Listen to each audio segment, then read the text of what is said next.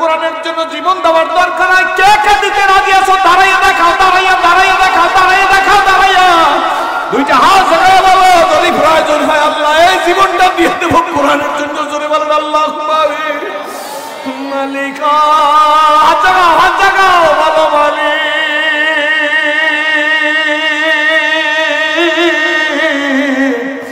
আওলাদ আওয়াজ মাবুদিয়া গো আল্লাহ রাখি সুবুলাইয়া। বইসে বলে কোন দিন জানি নিয়া যাইবা ওই মসজিদের পালকিতে সাজাইয়া রে, কবর দেশে যাইয়া একা কবরে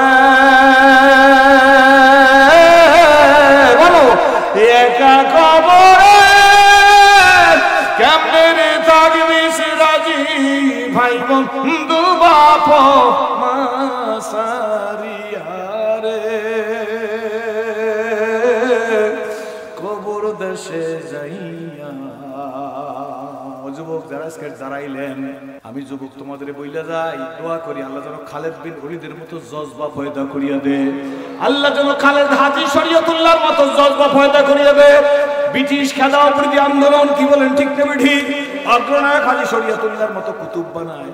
আমার রহবারে কামেল আল্লামা ফজলুল করিম রহমাতুল্লাহর মতো কুতুব বানাই দে।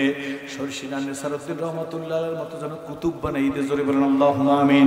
শামসুল হক ফরিদপুরের মতো যেন ওলি হিসাবে কবুল করিয়া নে। মোহাম্মদুল্লাহ হাফিজ হুজুরের মতো যেন ওলি হিসাবে কবুল করিয়া নে। বাবা জীবনে রাখবেন মাহফিলে আসছে দিলটা এখন সকলেরই নরম, কি বলেন ঠিক না ঠিক?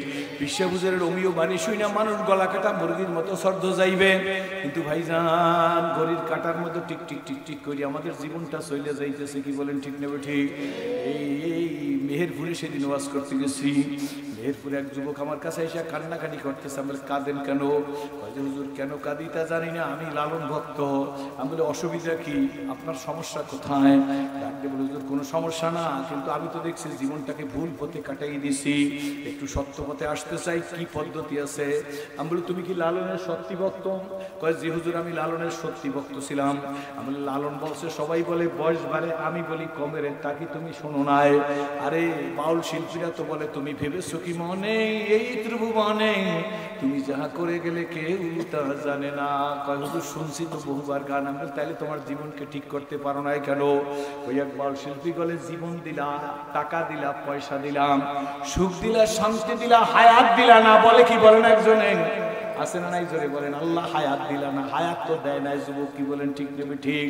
টাকা দেশে অনন্ত কোটি কোটি টাকা কি বলেন চুরি করিয়ে বানায়, রাষ্ট্রীয় সম্পদ চুরি করে, বেগম পাড়ায় বাড়ি করে, কি বলেন ঠিক নেবে ঠিক?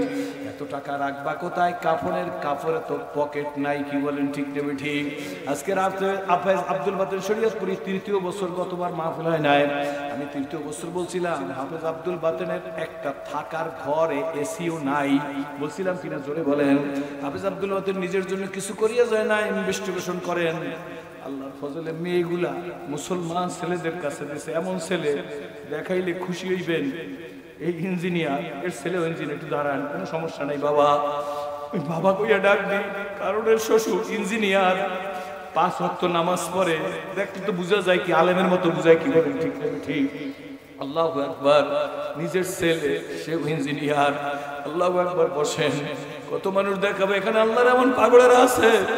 আজকে হাফেজ আব্দুল বাতেন চলিয়ে গেছে, আজকে ঢুকি কারণে বুঝতে দিই নাই, খবরের দিক তাকাই বলি ভাই চলিয়ে গেল। আমাদের জালুকাঠিতে মাদ্রাসা ছিল, হাফেজ আব্দুল বাতেন গড়িয়ে আসছে ফকির বাড়ি মাদ্রাসা। তখন আমার মুখে দাঁড়িয়ে ওঠে নাই, আমাকে বুকে নিয়ে হাফেজ আব্দুল বাতেন শরীয়তপুরি 2 হাত জায়গায় কাছে। তৃতীয় বছর আসছিলাম, সভাপতি আলহাজ মোজাম্মেল হক সাহেব স্টেজে আসে নাই, আমার কাছে যাই রুমের মধ্যে বলতেছে হাফেজ আব্দুল বাতেন শরীয়তপুরি সভাপতি তো আসলো না।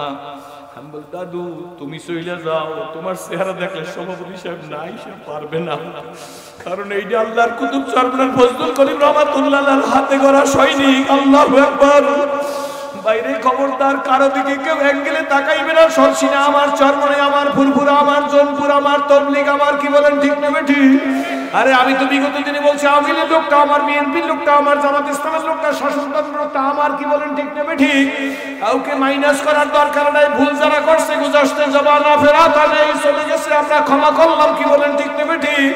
এখনো তওবার সুযোগ আছে, তওবা করে ফিরে আসো, মালিকের শুনো, মালিকের রশি গলায় লাগাও। আল্লাহ তোমার পাগল হাফেজ আব্দুল বাতেন শরীয়তপুরি চলে গেছে, কখন জানি আমার ডাকা এসে যায়, কখন জানি সভাপতির ডাকা এসে যায়, কি বলেন ঠিক নেবে ঠিক? ওই দিনের জন্য দুনিয়ায় কিছু করিয়া যাওয়ার জন্য হাফেজ আব্দুল বাতেন শরীয়তপুরি যে খেলা যে বাজার মিলেই গেছে।